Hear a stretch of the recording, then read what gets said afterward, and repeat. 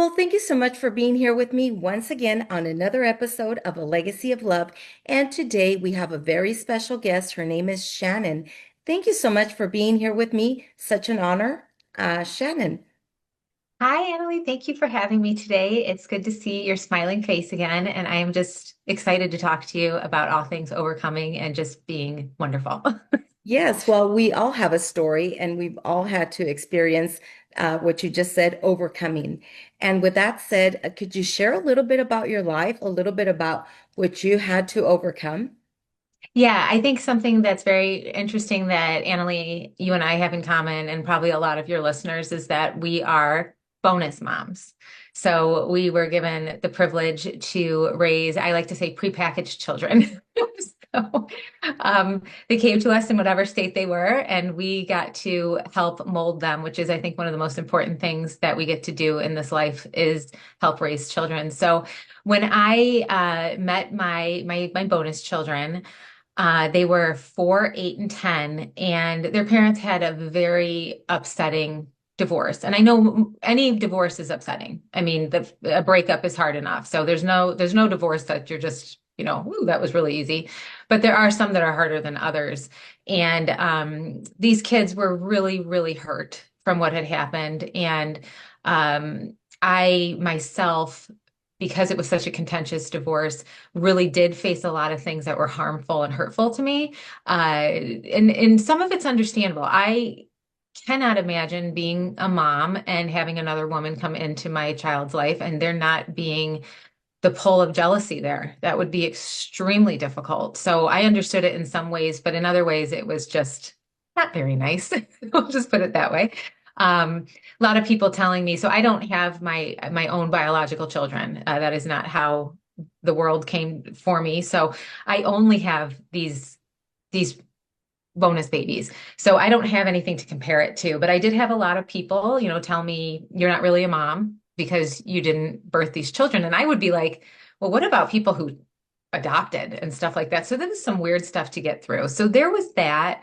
Also, at the same time, when I met them, I left my corporate job as a communicator because I met these kids. And this is a side story, but I realized that they were having a hard time playing because of technology. So I started my own company and got that going. And entrepreneurship is quite difficult. We really have to figure out who you are, and a lot of it's hard. And because of what happened with the courts, I actually ended up being, and I love this, and people always go, what are you talking about? I ended up being a single stepmom.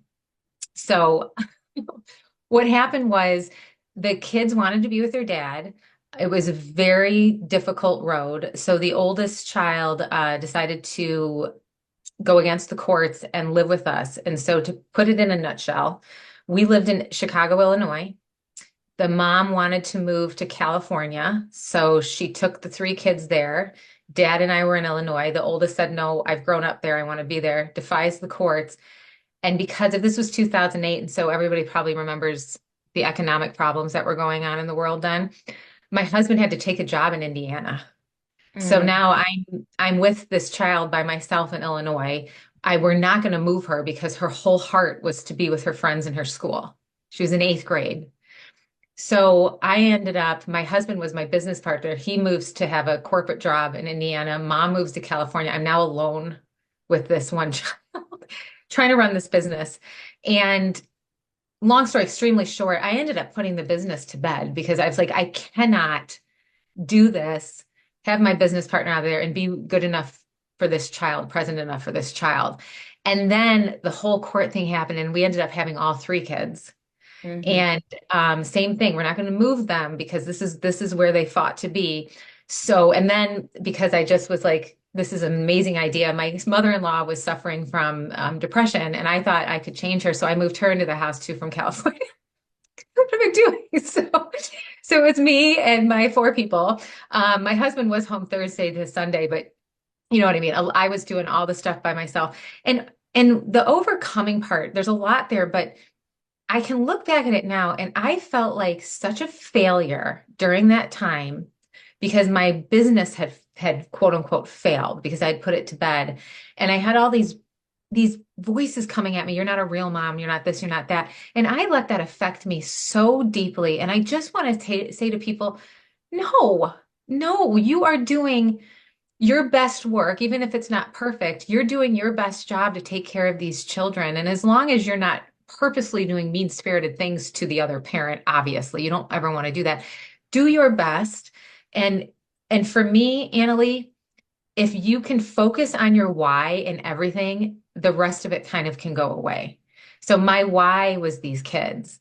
And so I really believe, and this is when I was thinking about talking to you about this today, the reason I know it was good and I've come through it and I've overcome it is because now instead of talking about my past, instead of that having the effect on who I am in the present, this is so cool. My present now dictates my past. I know I'm good now because when I talk about this, it's a victory, it's an overcoming.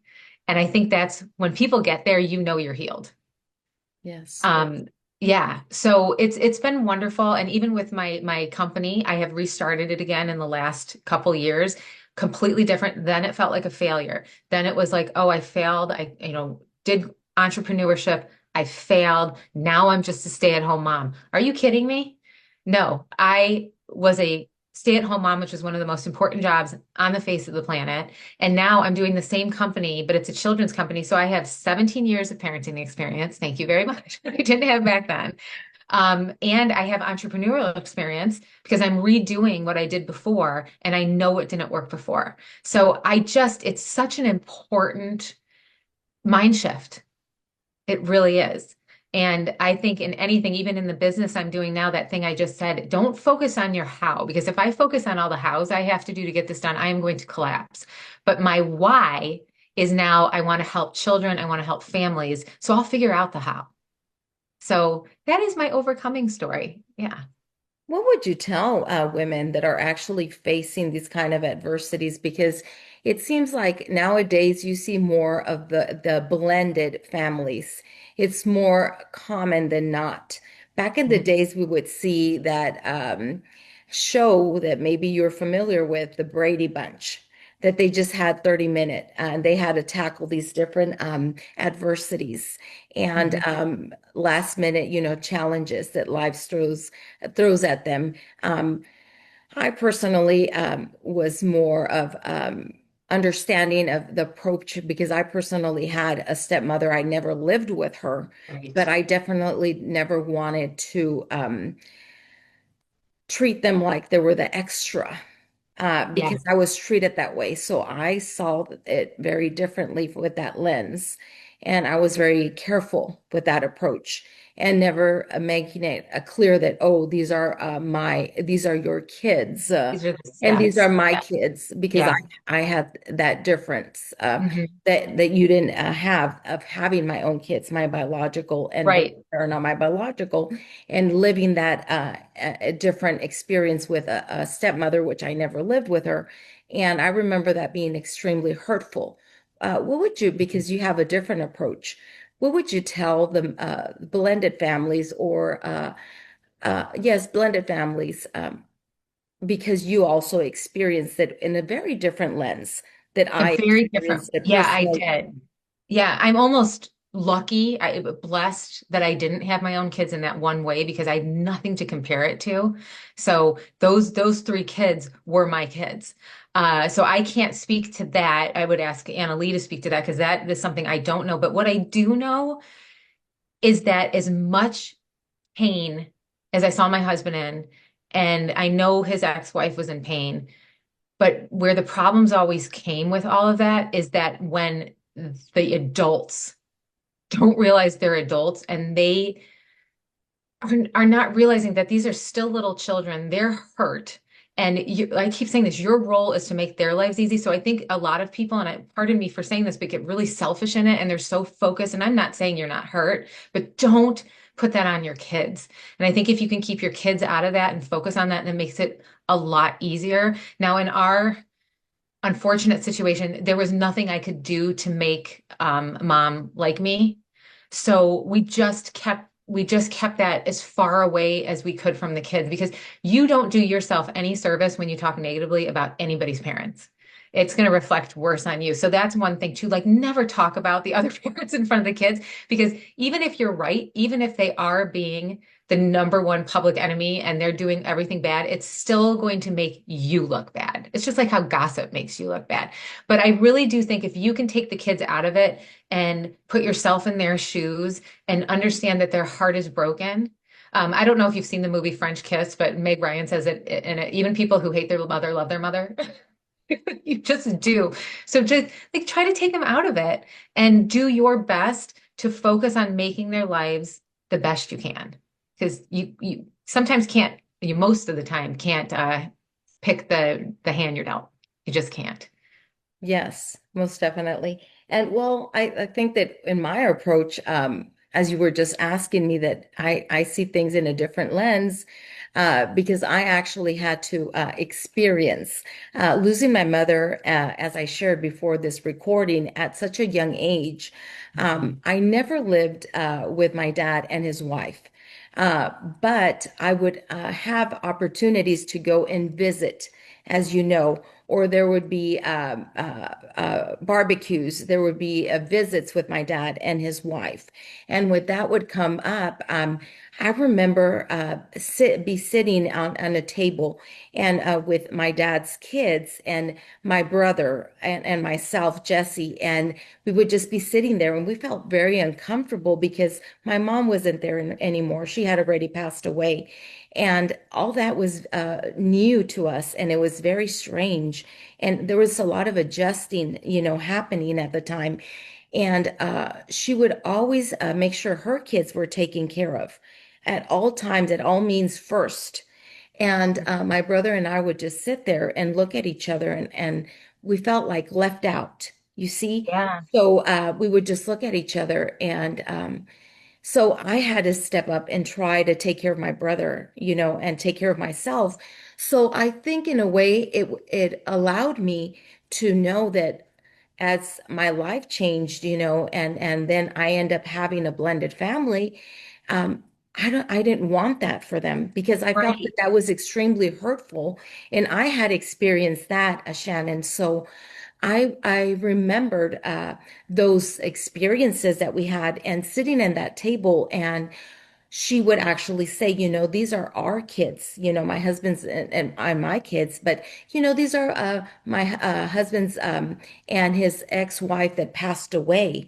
So I felt like I was not wanted, I was not invited, that we were his ex's extras, even though Yeah. that we were his my brother and I were from his first wife that had passed away. And it It was made not you feel, right. I was going to say, making you feel like an other. The other, exactly. And my And I dad, don't think that feels good for anybody in any situation. yes. And my dad really never spoke up. He Mm. actually just went with the flow. And your topic of overcoming, I felt that I did overcome that because I really never spoke up about it with her. But in a way that I overcame that experience was that I made sure that I didn't do that to To the as I ended up having a blended family. I did not bring that to the equation. Like Yeah, and what you're I sharing. I didn't do that to them. I could no. have actually adopted that behavior. I could, but my mom wasn't that way. Her nature wasn't like that. She didn't have a blended family herself, but that didn't mean that I wasn't going to have a caring heart. Knowing that I had lived that, knowing that with a stepmother that I didn't live under her roof, I saw that behavior, and Mm. it was very hurtful. And then I end up having a blended family myself. Well, the first thing that I did was that I made sure that I didn't repeat that pattern that I saw with my dad and his wife. What I Right. did was immediately making sure that they all received the same uh, treat. They all received the same, whether it was buying clothes, whether it was the same when they had to get haircuts, because they all lived under the same roof. because the mother and her problems that she had. So I had to have them 24/7. So make sure that they were all fed the same kind of food, that I didn't play favorites. I was always going behind doors and analyzing and making sure that, okay, did I do that right? Did I actually feed them the same thing? Did the same time that I ordered clothing for them, oh, I made sure I did it for the four, because I always remembered how it made me feel and how it made my brother feel. So Right. I think Didn't that want to repeat that pattern. exactly. Yeah, I think so many things you just said were so helpful. Number one, going back to your brother and you, I said this before, but she was making you feel like an other. And I don't care how old you are, no matter what situation you're in, when people make you feel like an other, it's a terrible feeling. You're like the odd man out. That's not a good feeling to have. So, talking to people listening, if you're feeling like you're doing that to someone, think about how it makes you feel. And the other thing that you said, Annalie, that really touched my heart is that then you had to step up and to be an adult way too young because you had to take care of your brother and make sure you were okay. You don't want to do that to your kids either because you only get to have childhood one time. So if you see that happening with your stepkids, your bonus kids, don't put that on them. They have the rest of life to be an adult. This is the one time they get to be a child. And I know that it is very difficult to deal with children that have another parent that are coming at you and they're kind of being butt heads, we'll put it that way. But again, remember they're kids and they're hurt. So sometimes you have to put your ego away and you just have to take the punches. It shouldn't get abusive, obviously, but sometimes their behavior is harder to deal with when it's not your flesh and blood, but your flesh and blood does some of that to you too. So just in both those things, don't make them an adult too early, and also don't treat them like an adult. They're going to be acting like a little kid. They're hurt. They're mad. And then the third thing I love that you said is that you broke the cycle because you could have come into it and done the same thing. And I think that's one of the beauties, if I can put that in quotes, about going through something painful, just like both of us have. Now we can come out and say, here's what we learned. Here's the right way to do it. And I know what happened to me, so don't do this to another person. Just like I'm saying with the other thing, think about when you're an other, don't do that to your stepkids. So I do appreciate and love you for breaking the cycle because a lot of people don't do that. Well, I wanted them to enjoy their age, and Yeah. not for them to become adults. And then another thing, for me, it was a big thing not to call them stepkids. I've Yes. never called them about them stepkids. If they want to call me by my name, it always has been welcome. Or if they want to call me, the stepmother, then that's up to them. I think that they should be open to do that because we're talking about, the topic, like you said, overcoming.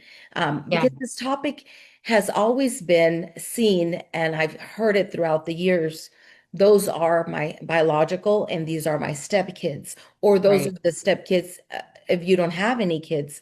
But I think that if we look at it in a Christian, a biblical way, I think that God adopted us and he doesn't see differences. And that's why I've left it in an open way Mhm. for us to decide whether we want to be adopted in God's family. And that's the same thing that happens when a family becomes truly blended. Uh, Yeah. you allow the kids to decide how they want to call you, whether Yes. you want to be completely um, calling you by Shannon, or they want to call me by Analee, or whether they call me by mom, or whether they Right. want to call me by stepmom. That's up It's to up them to it's to up to decide. them.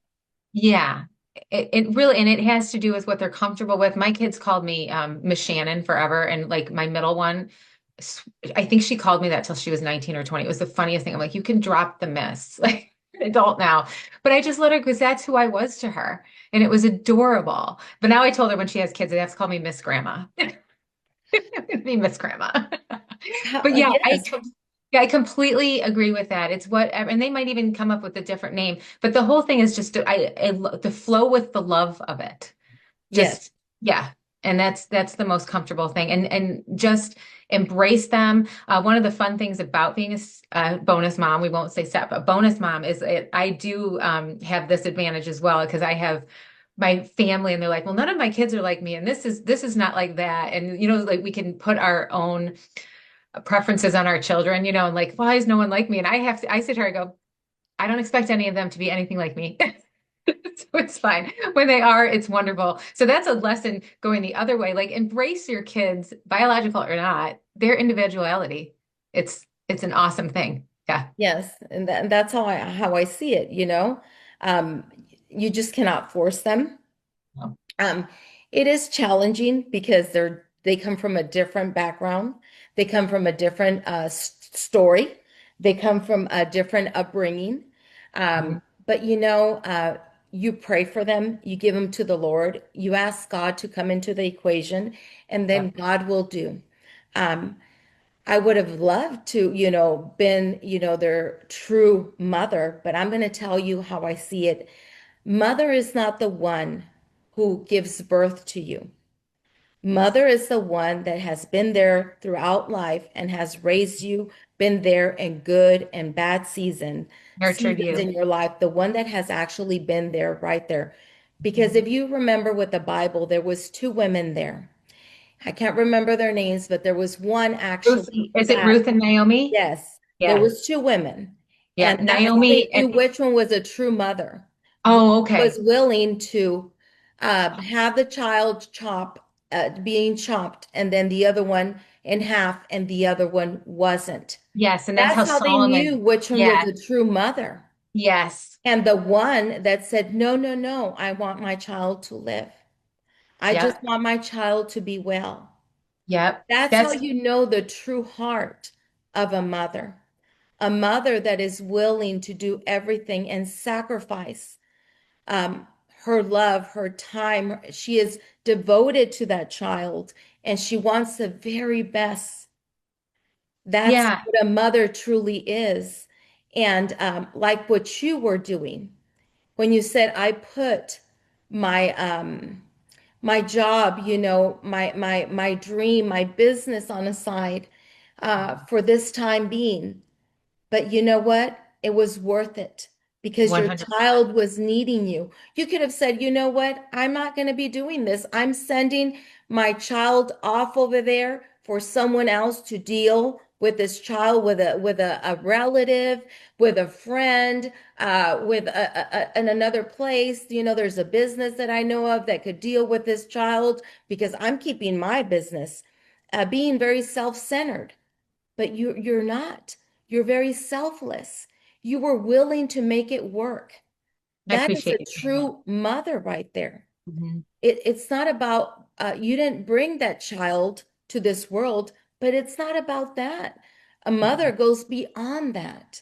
A true mother is about the heart, the dedication, pouring into that child's life. So Mhm. that's the message that I want to leave this people with today, that a true mother will go beyond that, will be there dedicating their life to that child with prayer, wanting to guide that child so they will actually continue in a good path in their lives. If you actually teach your child at a very young age not to leave that path, the right path, uh, Right. to the Lord, then when they get older they will never I'll never, that's biblical. Yes, Yeah. so that's our job as mothers to teach them the right path.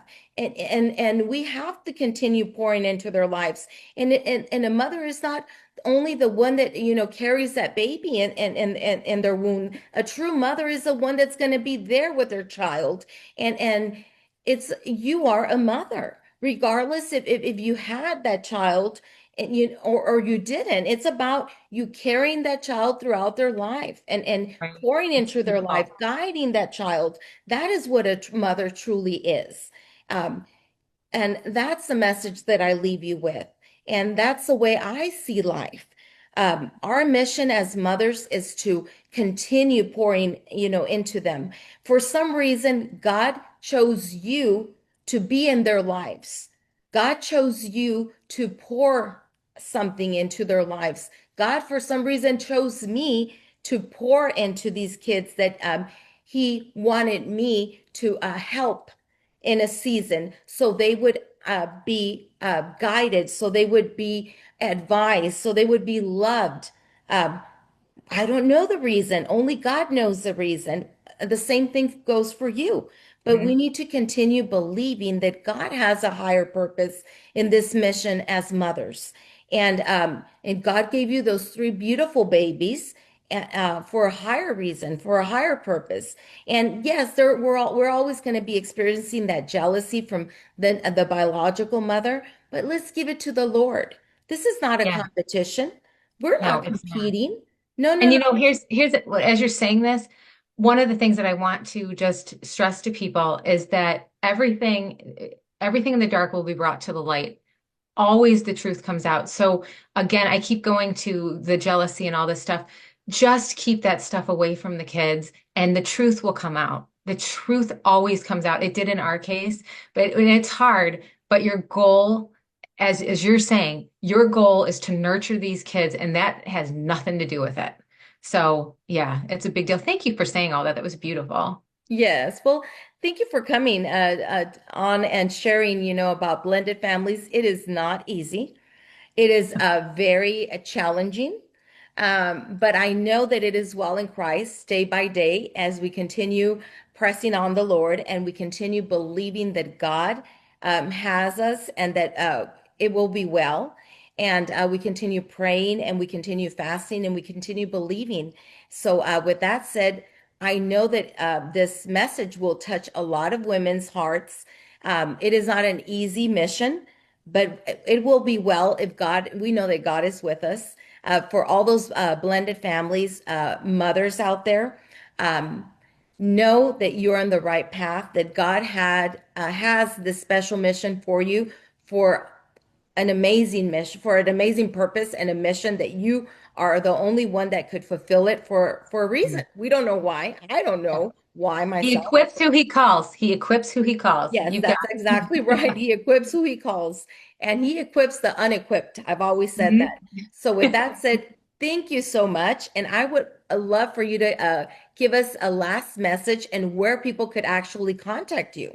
Oh, absolutely. So, with my company for kids, it's at sscoulter.com. So, I can I spell that? It's S as in Shannon, S as in Sue, and then Coulter is COULTER.com. So, if you go out there, there's coloring books or books and apps with activities and all that stuff. That's kind of on the side, but it's because of my wonderful bonus children that I am doing this company. So, it's a real blessing. And I just want to say exactly what Analee and I were just saying, even if it's hard, God has got you. He has a plan for you for such a time as this.